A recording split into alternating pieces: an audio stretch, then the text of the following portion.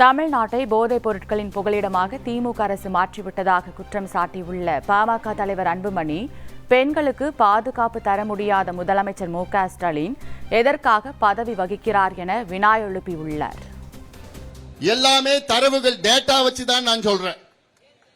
அதாவது ஒரு வீட்டில் ஒரு குடும்ப தலைவன் இருக்கிறான், பெரிய பணக்காரன், பெரிய பங்களா வச்சிருக்கிறான், கார் வச்சிருக்கிறான், வீடு வச்சிருக்கிறான், ஃபேக்டரி வச்சிருக்கிறான், எல்லாம் வச்சிருக்கிறான்.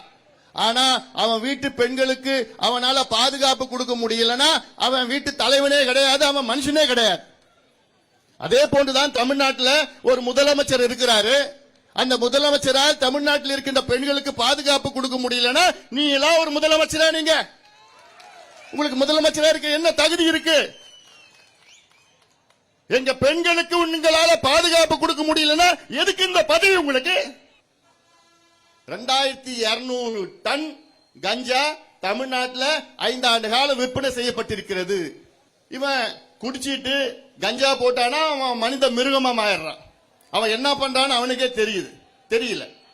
இந்த சூழலை உருவாக்கியது யாரு? இந்த கேடுகட்ட திமுக ஆட்சி, முதலமைச்சர் ஸ்டாலின் அவர்கள்.